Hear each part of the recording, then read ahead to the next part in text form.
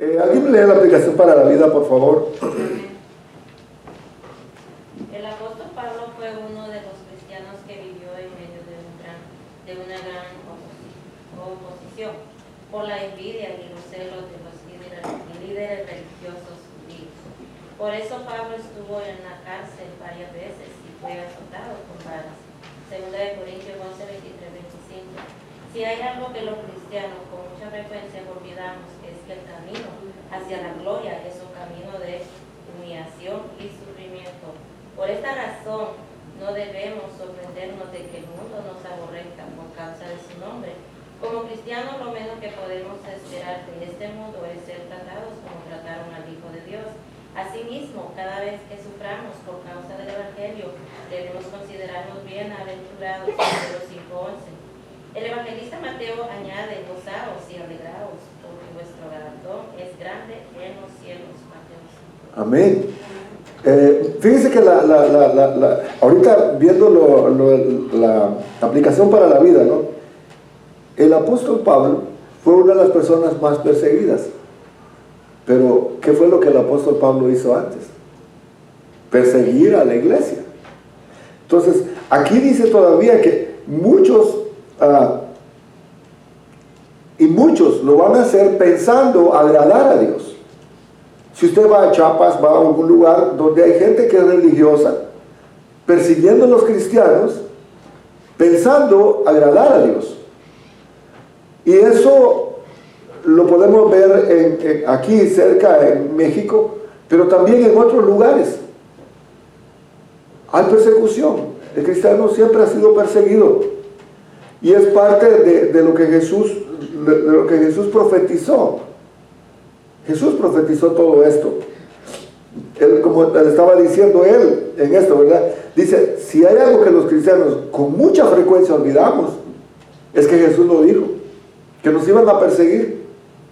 Así que recordemos eso para que no nos tome de sorpresa y que Dios va a hacer lo que va a hacer, pero Él nos va a defender, Él nos va a cuidar. Jesús estaba en el aposento alto con sus 12 discípulos. Él estaba dando una serie de enseñanzas prácticas, sabiendo que su partida al Padre estaba cerca.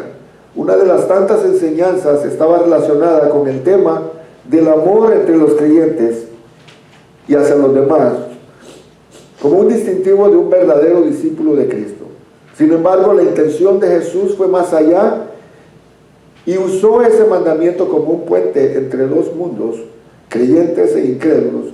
Tras la partida de Jesús al Padre, los discípulos sufrirían las mismas experiencias que su maestro, la persecución y la muerte. Para uno tal vez la persecución la están viviendo a diario, pero puede ser que llegue más allá, que pueda ser la muerte, como le pasó a muchos cristianos. De hecho, tener el Evangelio, tener una Biblia en nuestras manos, ha costado la sangre de muchos. La vez pasada, un grupo de aquí de la iglesia estuvimos recibiendo por Zoom, ¿se recuerdan? Estuvimos recibiendo un entrenamiento donde nos dijeron, donde estuvimos viendo todo lo que los cristianos padecieron para que nosotros podamos tener la Biblia. Esa Biblia que usted no la lee, esa Biblia que usted la tiene guardada, hay gente que quisiera tener una como esa. Y ha pagado un precio de persecución. ¿Sabe usted que en un tiempo la Biblia era tan grande y estaba amarrada con una cadena en la iglesia? Nadie la podía sacar, solo el sacerdote podía solo la podía leer. Y estaba en latín. Entonces, toda la gente, lo que el sacerdote decía, eso era. Nadie tenía derecho a tener una Biblia. La persona que hizo la mayoría de las Biblias, cuando se inventó la imprenta, Gutenberg inventó la imprenta, el libro que más se imprimió fue la Biblia. Pero cada Biblia que salía la compraba el rey para quemarla.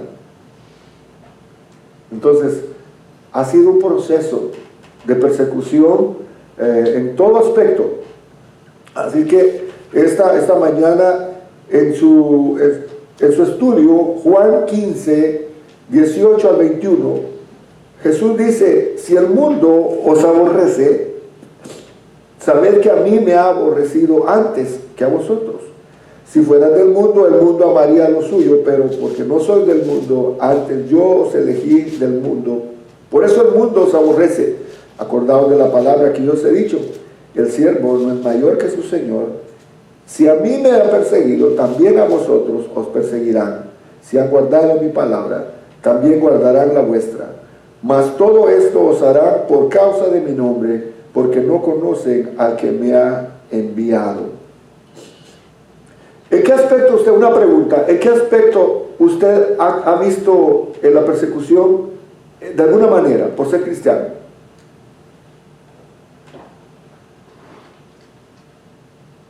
Hermana Gloria. Digamos que no es tanto persecución, pero sí como que lo hacen a un lado. ¿Lo ignora? Sí, ya, o sea, ya personas que antes le invitaban a sus fiestas y eso ya no. Y también, hermano, cuando uno se convierte a los caminos de Dios, mucha gente le dice a uno, oh, ya viene la aleluya. Oh, sí. Y lo hacen burlonamente, ¿verdad? Sarcásticamente, ¿verdad? Sarcásticamente. Sí. Pero ahí hay que saber responder, amén, soy de Cristo. Sí. Y ahí también se les detiene un poquito.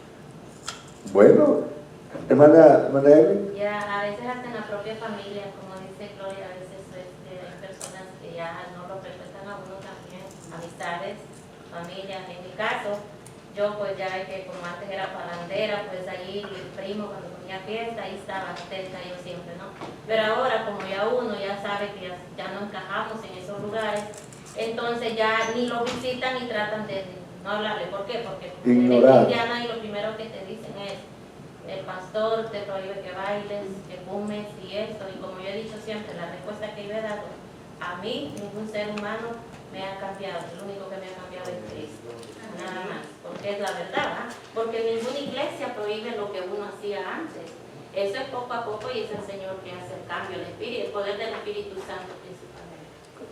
La gracia del Señor es tan grande que, por ejemplo, el apóstol Pedro, su forma de hablar lo delataba.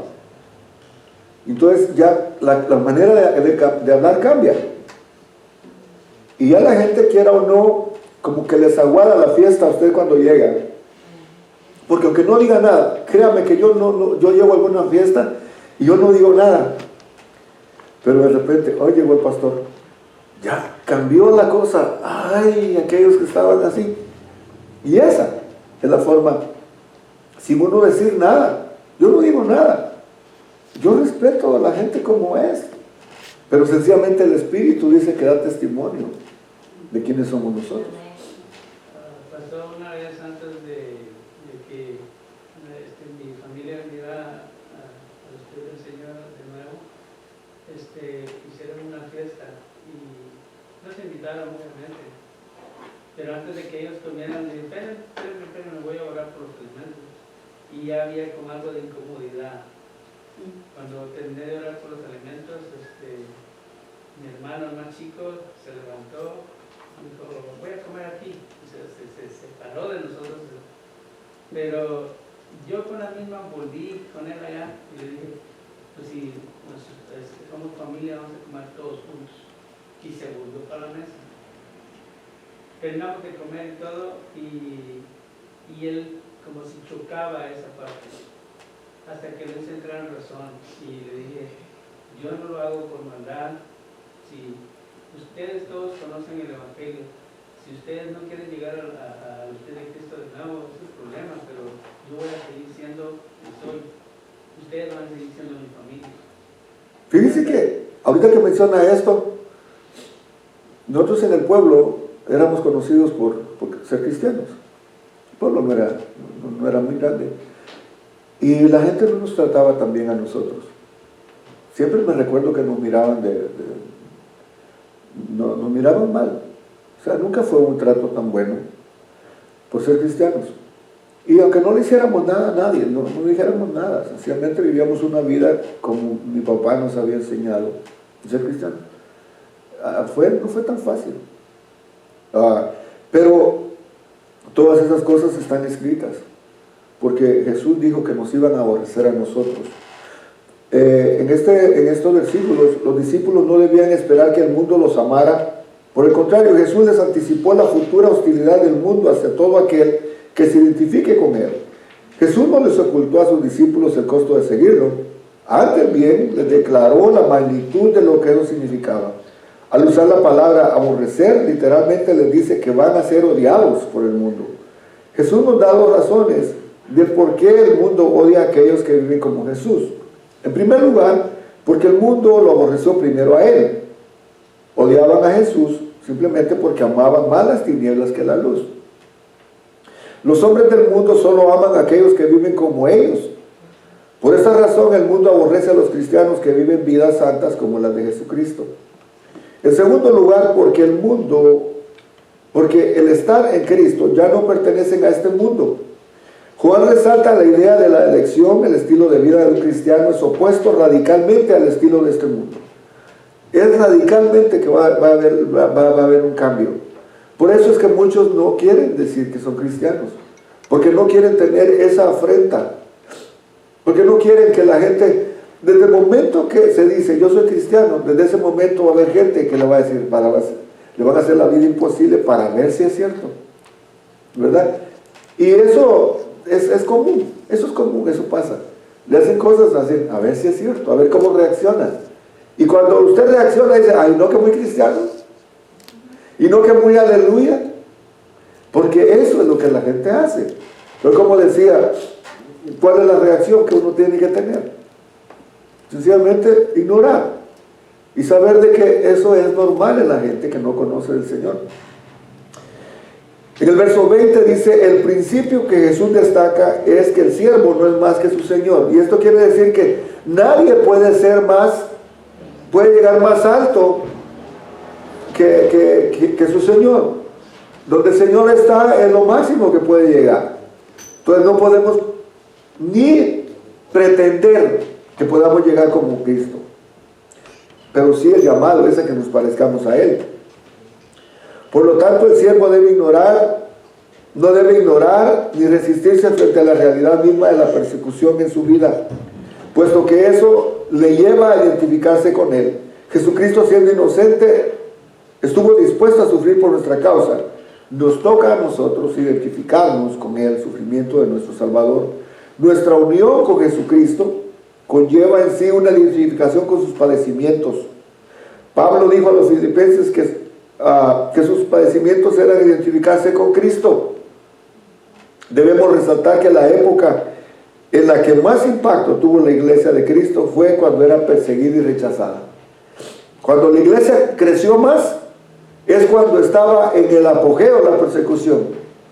Cada vez que salían cuando ellos fueron perseguidos de Jerusalén, se le conoce como la diáspora. Así se le conoce, porque de ahí Jerusalén comenzaron a ser perseguidos, comenzaron a salir. Y déjenme decir algo, si no hubieran sido perseguidos, la iglesia no se hubiera expandido fuera de Jerusalén. Por eso a ellos se les decían la iglesia del camino, porque ellos donde iban predicando de Jesús. Y venía la persecución. Todo lo que miramos nosotros de 1 Pedro, 2 Pedro, miramos todo lo que los apóstoles estaban haciendo, predicando, era bajo persecución. Y la iglesia estaba creciendo. Ahora yo le puedo decir, ¿será que es necesario que venga esta persecución para que la iglesia en general crezca en este tiempo que está tan acomodada? ¿Qué opina usted? Yo pienso que sí. ¿Verdad? ¿Sabe por qué? Porque tiene que identificarse. Decía un pastor que cuando el pescado está en una pecera, hasta mal olor echa, ¿verdad? Porque no tiene mucho nada que hacer.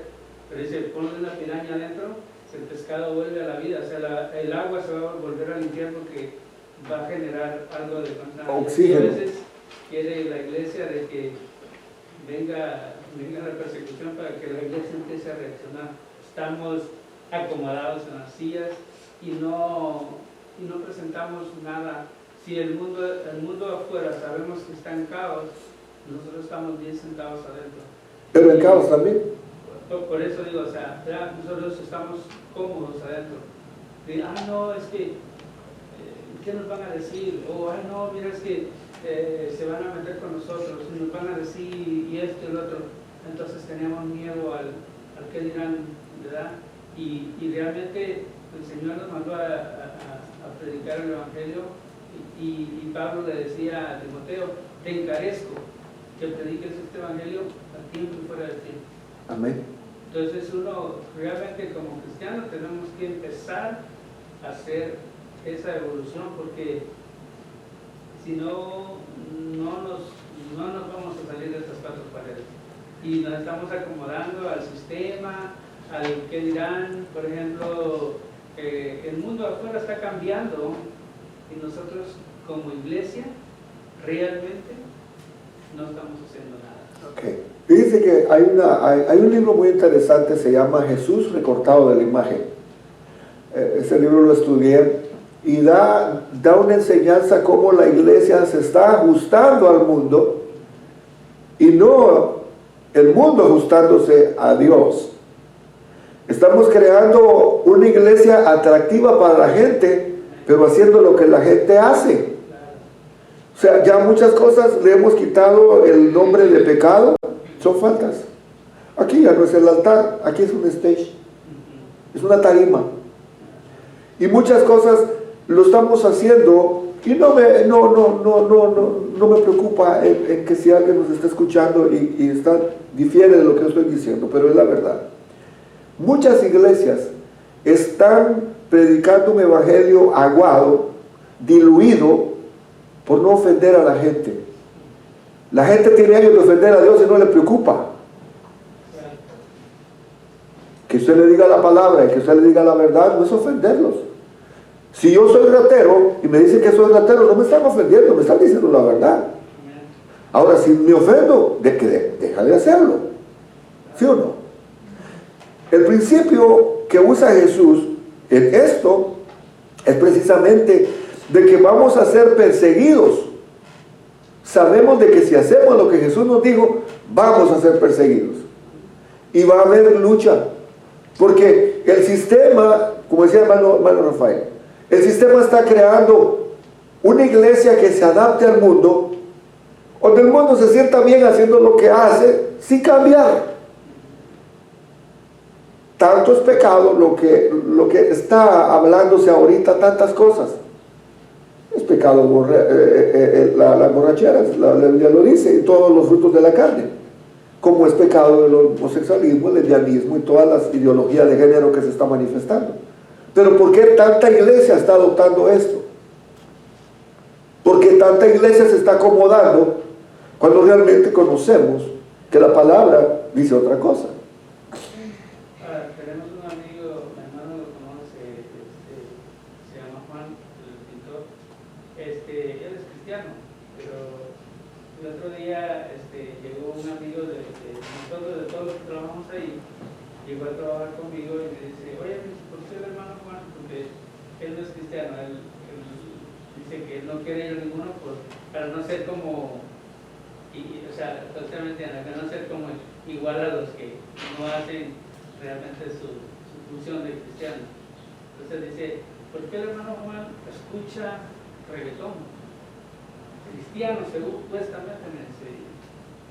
Yo no soy cristiano, me gusta, yo creo en Dios y todo, me gusta escuchar la palabra de Dios, pero me dice, ¿qué es eso de reggaetón? Me dice, o el bailecito ese que se avienta, me dice, sí. Y dice que el hermano Juan es que le dijo, no, es que esa es una forma de escuchar un nuevo, ¿cómo se dice? Un nuevo ritmo de alabanza. Le dice, no, disculpe, yo no soy cristiano, pero yo lo escucho eso y me dice, ¿qué le digo al hermano Juan? Me dice él a mí, le digo, dile que si sigue así, también se va a ir allá al infierno donde tú vas a ir si no te preparas.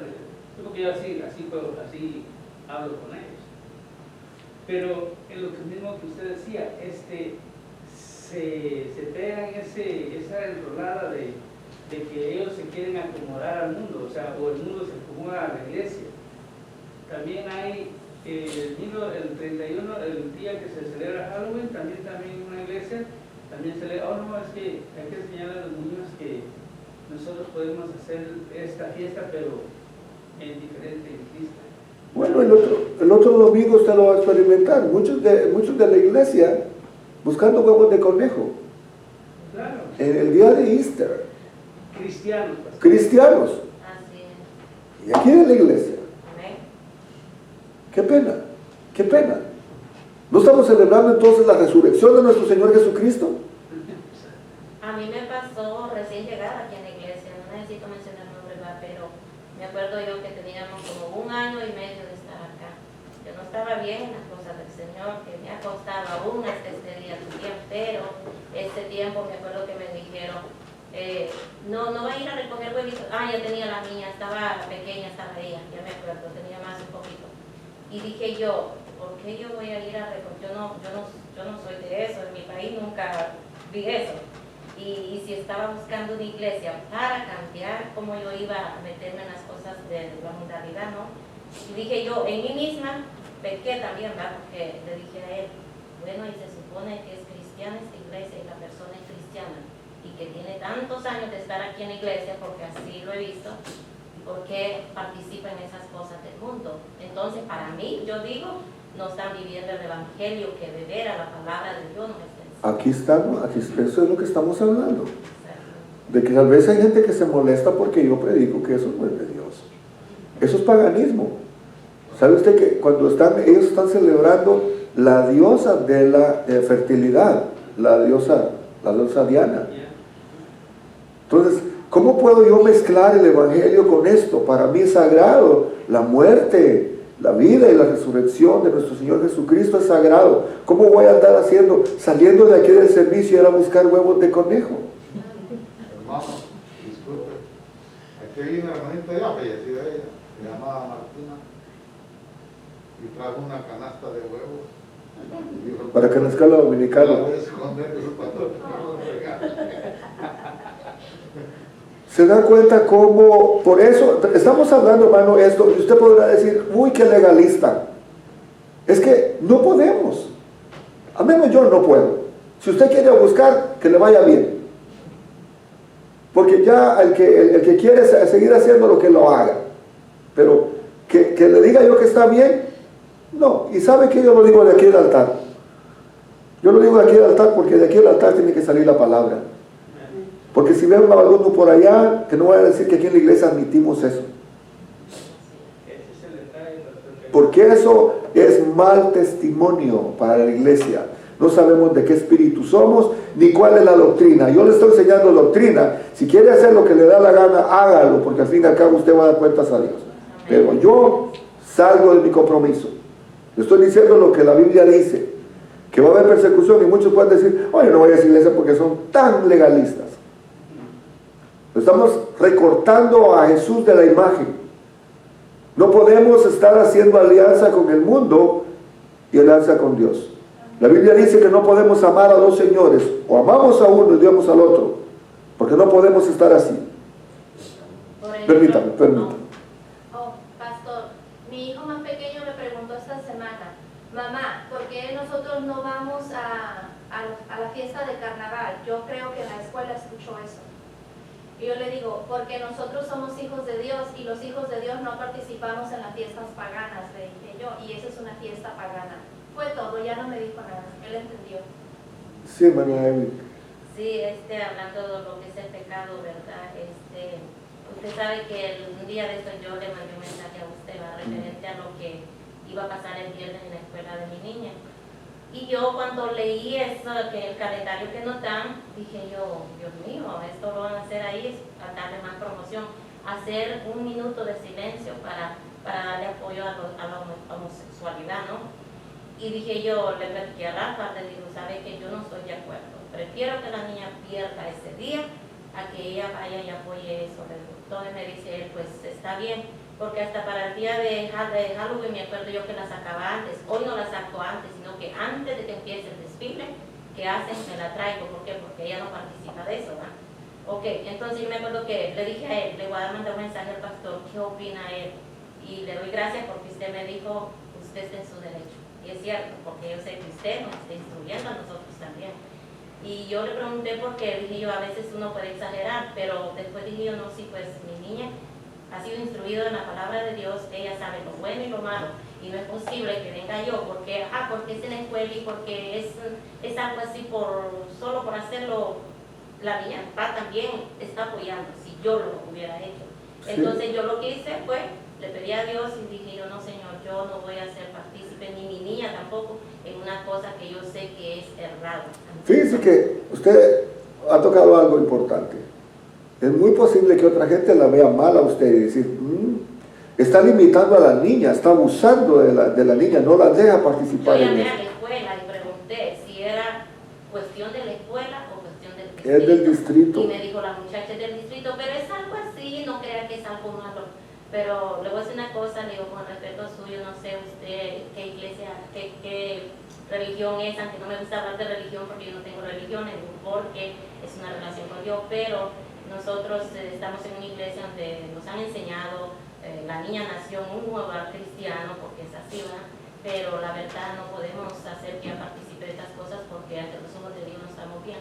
El día que la gente conoce de Dios se da cuenta en el error que estaba viviendo como yo lo viví, porque yo viví también en muchos errores en la mentalidad, pero yo prefiero no llevarla. Bueno, tiene razón, dice, pero sí, esto fue el distrito y no podemos hacer nada, me dice, porque es pública la escuela.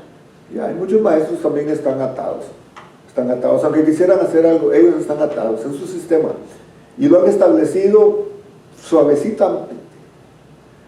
Un 3% de la población está cambiando el 97%.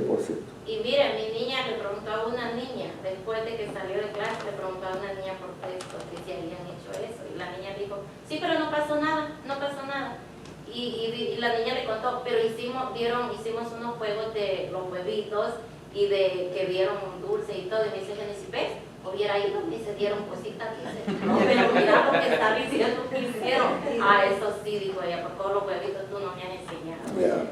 Bueno, esas son las cosas, pero esto, lo que estamos leyendo nos advierte que si nosotros hacemos las cosas que al mundo no le gustan, nos van a odiar, y eso lo dice el versículo 21. Mas todo eso, si han guardado mi palabra, también guardarán la vuestra, dice. Por esta causa, mas todo esto lo harán por causa de mi nombre, porque no conocen al que me ha enviado. Una persona que hace eso, entonces no ha conocido a Dios. Un punto importante que podemos ver en esta lectura: nos odian porque somos de Jesús, nos perseguirán porque obedecemos a Jesús, nos rechazarán porque no conocen a Dios. Una persona que no conoce a Dios le puede decir sí a todo. Mire, lo más triste de todo esto, que si no tenemos al Espíritu Santo, aunque conozcamos y tengamos conocimiento académico, vamos a estar perdidos. Estamos estudiando una serie de autores teólogos, y qué tristeza de que hombres con posgrados, con doctorados, con maestrías en teología, que comenzaron bien y tanto conocimiento, usted se mete a Google y aparecen esas personas, unas lumbreras de conocimiento, pero sin el Espíritu Santo. Dice que la palabra, por eso es que la palabra dice que mucho conocimiento sin el Espíritu mata. Acabamos de estudiar de una teóloga famosa, famosísima. Fue profesora de teología y después se divorció de su esposo con sus 2 hijos y terminó casada con una mujer. Terminó sus últimos días casada con una mujer. Una teóloga conocida, famosa, que tiene muchos libros. Créame que hay veces en estos días yo le digo que es tanto lo que yo tengo que solo estar leyendo me enoja. Tenemos que tener una mente abierta para poder aprender, para poder aprender cómo piensa la gente, y que nosotros podamos tener una teología centrada, correcta. Hemos estado viendo teologías basadas en la ecología, que si atendemos la ecología se van a solucionar todos los problemas. Teología basada, la teología de la liberación basada en el bienestar social, en la justicia social. Y una tras otra, páginas completas, libros completos, y cada vez me doy cuenta cómo el mundo está tan lleno de conocimiento, pero tan faltos y de Dios, que hablamos de algo que ni siquiera nosotros podemos experimentar. Qué triste es hablar de los pasteles y no saber a qué saben. Qué triste hablar de las naranjas y no saber si están ácidas o están dulces, sencillamente porque yo nada más sé los principios químicos, cómo, todo, pero no sé. Esa es la posición que el mundo ha estado, y por eso no me extraña que mucho teólogo, créame que tenemos que estar con una mentalidad abierta para poder escuchar lo que el mundo, para poder entender y poder ver lo que la gente piensa. Pero no es, si por mí fuera, le digo, lo que yo conozco de la palabra me basta para hacer mi evangelio como yo lo he vivido. Pero estar estudiando, créanme, que horrible. Y ya me imagino una persona que vaya por primera vez y que entre a la universidad y que después se retire de las cosas del Señor. Y yo tengo temor por eso. Yo tengo temor de que mucha gente entre a estudiar teología, que supuestamente vamos a hablar de Dios, y lo que menos hablamos es de Dios. Porque estamos adecuándonos al mundo y poniendo una teología barata, una teología que lo que más es lo que yo pienso. La Biblia para mí, le busco 1000 pretextos. Oh, es que la original no decía eso, es que fueron escritos que se agregaron después, es que esa versión está le falta mucho. Por eso ya le quitamos media Biblia, y quizás solo estamos con media Biblia, pero esos son los originales, los otros se los han puesto. ¡Qué tremendo! Y así está el mundo. Dice Juan 15, 22, 25, si yo no hubiera venido, ni les hubiera hablado, no tendrían pecado. ¿Por qué? Porque estaban con una religión, estaban con ritos, pero no tenían una relación con Dios. Por eso dice, el que me aborrece a mí, también a mi Padre aborrece. Si yo no hubiese hecho entre ellos obras que ningún otro ha hecho, no tendrían pecado. Pero ahora han venido y me han aborrecido a mí y a mi Padre. Pero esto es para que se cumpla la palabra que está escrita en su ley. Sin causa me aborrecieron. El verso 22, viéndolo ya en el comentario, dice, Jesús nos muestra por lo menos 3 verdades en cuanto a su propia venida. En primer lugar, Jesús vino para mostrar al Padre y declarar su voluntad. ¿Verdad? Tomás le dijo, Señor, muéstranos al Padre. Y le dice, han estado conmigo 3 años y todavía dices que no conoces al Padre. El que me ha visto a mí, ha visto al Padre. Sin embargo, el hombre voluntariamente decidió rechazar tanto el mensaje como el mensajero, y como consecuencia rechazó al único medio para conocer al Padre. En segundo lugar, el rechazo arbitrario de Jesús resultó en la condenación del hombre. La frase no tendrán pecado no hace referencia al pecado original heredado de nuestro padre Abraham. Se refiere al pecado de rechazar el sacrificio que hizo Cristo. El que rechaza a Jesús, rechaza la oportunidad de ser salvo, porque Él es la única solución al mundo. En tercer lugar, la revelación de Dios en la persona de Jesucristo establece la base de la responsabilidad humana. Jesús cerró esta pequeña sección diciendo, pero ahora no tienen excusa de su pecado.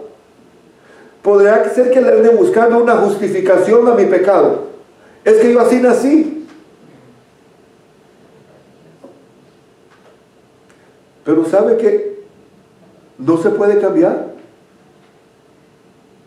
Estamos hablando de que son sistemas, estamos hablando de que son conductas. Las conductas se pueden cambiar. Sencillamente que yo no quiero, tengo una actitud de que yo estoy bien así y me tienen que aceptar así como soy. Soy mal hablado, soy tantas cosas, no voy a decir, porque todo lo que no agrada a Dios es pecado. Todo lo que no es de fe es pecado. Y bueno, dice la siguiente parte, pero ahora no tienen excusa de su pecado. Jesús no solo les habló del pecado y de sus consecuencias, sino que también se mostró a sí mismo como la única solución para el pecado. No obstante, la incredulidad cegó a la humanidad para no ver dicha solución. No solo aquellos que creen en Jesús como el único camino para llegar al Padre pueden gozar de eterna salvación. Él dijo: yo soy el camino, la verdad y la vida, y nadie viene al Padre si no es por mí. En el versículo 23 dice: esta es una de las afirmaciones más notables de la unidad del Hijo de Dios con el Padre. La Escritura declara que honrar al Hijo es lo mismo que honrar al Padre. Aquel que realmente conoce al Hijo también conoce al Padre.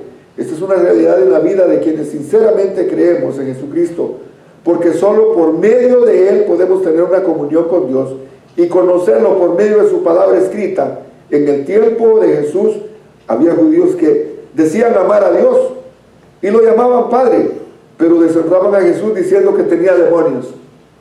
Oh, tú sacas demonios porque lo haces por medio de Belial. Belial es el diablo, el Lucifer. No solamente eso, sino que también adjudicaron que las obras las hacía por Belcebú, el príncipe de los demonios. ¿Usted puede echar a un diablo por medio de otro diablo? No. Ni lógica tiene. Y es lo que le decía: tú estás echando demonios por medio de Belcebú. Para Jesús estaba claro que el odio de los judíos incrédulos hacia Él estaba íntimamente ligado al odio de ellos hacia el Padre. Era una realidad indiscutible para Jesús. Aquel que dice amar verdaderamente al Padre debe ser consecuente con el amor al Hijo de Dios. De manera, en conclusión, Jesús en esta oportunidad apela a sus obras, la evidencia tangible de que todo lo que le dijo sobre Él sí mismo era cierto.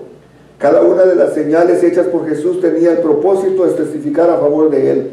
Como el Hijo unigénito del Padre, por otra parte, Jesús añadió que sus obras eran inigualables, ningún otro ha hecho, no había forma de confundirlas. Por ejemplo, cuando dijo: Nicodemo, un principal entre los judíos, se acercó de noche para conversar con él y le dijo, identificó que Jesús venía de Dios, porque nadie más podía hacer las señales que estaban, porque Dios estaba con él.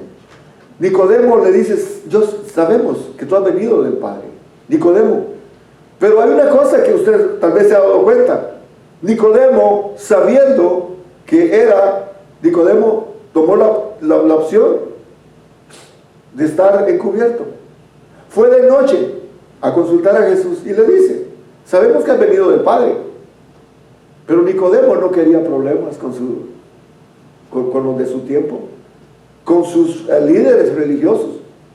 Y aquí vemos cómo le decía: el corazón de los judíos estaba endurecido de tal manera que aún teniendo las escrituras ellos, sabían, su corazón estaba cerrado. Su vista espiritual no pudieron ver que mataron al Hijo de Dios. Puntos importantes: el rechazo a Jesús se debe a la incredulidad. Si alguien rechaza a Jesús es porque no cree. Podrán decir cualquier otra cosa, pero no creen en Jesús. Si rechazan a Jesús es porque lo odian. Usted no puede estar amando al diablo y amando a Jesús a la vez. Si ama al diablo, pues por razón va a odiar a Jesús. Rechazar las obras de Jesús tiene consecuencias. Una de las consecuencias es que rechazar a Jesús es rechazar la salvación que Él trajo al mundo. O sea, eso no es cosita cualquiera. Estamos hablando de condenación eterna. Y mucha gente dice: no, es que yo tengo mi religión. No se meta conmigo, yo tengo mi religión. Pero le dicen: ¿sabe qué? Estoy hablando de Jesús, de que Jesús les salva. Yo así estoy bien, gracias. Si es que lo tratan bien, si es que no le quieren hacer sentir mal, yo estoy bien. Hay gente, hermano, que cuando uno les habla de Jesús se enojan. Dicen: no, yo soy católico. Y así voy a morir. Ya, la gente tiene. También tiene que ver mucho el testimonio que hemos dado. Específicamente cuando vienen a la iglesia, nosotros aquí, el testimonio que estamos dando afuera. Exacto. Yo he hablado mucho de esto. El testimonio habla mucho más de lo que nosotros podemos decir. Habla más fuerte. Por ahí hay un dicho, dice: tus hechos hablan tan fuerte que no escucho lo que haces o lo que dices. del capítulo 16, el verso 1, dice: estas cosas os he hablado para que no tengáis tropiezo. Os expulsarán de las sinagogas, y aún viene la hora cuando cualquiera que os mate pensará que rinde servicio a Dios. Jesús lo dijo. Pensaban que matando a los judíos, matando a los cristianos, estaban haciendo un bien. Y usted lo ve en Saulo, que él iba y traía cartas para perseguir a los cristianos, pensando que lo que estaba haciendo era por agradar a Dios. Aquí lo vemos, Jesús lo profetizó, y aquí se cumple. Y harán esto porque no conocen al Padre, ni a mí. Os he dicho estas cosas porque para cuando yo llegue la hora, os acordéis de que yo ya lo había dicho. ¿Sabe que cuando estaba frente a Agripa, el apóstol Pablo, él da su testimonio y le dice: tú sabes bien que yo antes iba y tomaba cartas, y yo en ese tiempo, él le da su historia, le da su testimonio. Yo iba para Damasco, pero en el camino a Damasco se me presentó una luz y oí la voz de Jesús que me dijo: Saulo, Saulo, ¿por qué me persigues? Y yo le digo: ¿quién eres, Señor? Y él me dijo: yo soy Jesús a quien tú persigues. Y él da su testimonio, todo lo que él pasó en ese camino a Damasco. Quedó ciego. Dice que fue y le dijo: ve a la casa de Ananías. Y Ananías también, el Espíritu Santo le dijo: va a venir, o ve una persona que está ciega y que necesita que tú... Ananías dice que estaba con miedo, porque sabía perfectamente que era malo y que arrastraba a los cristianos. Y cuando él recibió la palabra, el Espíritu Santo lo convenció de que fuera. Dice que le dijo: cuando tú ores, él va a sanar. A Saulo también le dijo que se fuera a la calle derecha, y que ahí iba a encontrar a Ananías, y que orara, y que iba a orar por él, y que por eso iba a sanar. Dice que cuando Ananías oró por él, dice que de sus ojos cayeron como escamas. Quiere decir que durante mucho tiempo esas escamas de la ceguera que el apóstol Pablo tuvo, era tanta la ceguera que tenía, que por eso andaba matando a los cristianos. Y esa fue la conversión de Saulo a Pablo. Y dice que tanta fue la convicción la que él tenía, que inmediatamente él quería ir a predicar, pero no hubiera tenido tanto efecto. De ahí de Damasco lo mandan a otro lado, y Jesús tiene un encuentro con él. 3 años estuvo él en el desierto de Arabia, y el apóstol Pablo entiende esto, porque él sabía que tenía que padecer mucho, lo que Jesús había profetizado. En primer lugar, hermano, las enseñanzas de Jesús nos previenen de tropiezos. No por agradar al mundo estamos haciendo lo correcto. Otro punto importante: Jesús nos revela el corazón engañoso del hombre. No podemos confiarnos de: yo me siento bien, es que no me siento nada mal hacerlo. Tengamos cuidado, porque no es por lo que sintamos, sino por lo que es. Jesús nos da aliento en medio de la persecución. La persecución viene y no sabemos cuánto, pero hay gente que está en persecución en este mismo momento, y no asumamos que porque nosotros tenemos la libertad de venir, todos están en la misma situación. Hay algo que me llama mucho la atención, y que muchas veces hay gente que está pagando un precio tan alto por ser cristiano, y vamos al mismo cielo, y vamos para el cielo. Termino con esto, donde dice que Jesús nos da aliento en medio de la persecución. Él nos anima a que sigamos adelante. Tenemos que perseverar sabiendo que Jesús nos ha prometido algo. Fíjense que hay uno que dice que la corona que nos tiene galardón en los cielos. Hay gente que pensaría que el premio que nosotros como cristianos vamos a tener es el cielo. No, dice que en el cielo tendremos galardón. Entonces, ¿qué mejor? Que no solo que estemos en el cielo, sino que tengamos recompensa. Así es que terminamos la clase con esto, y atienda el mensaje, atienda la clase, el estudio.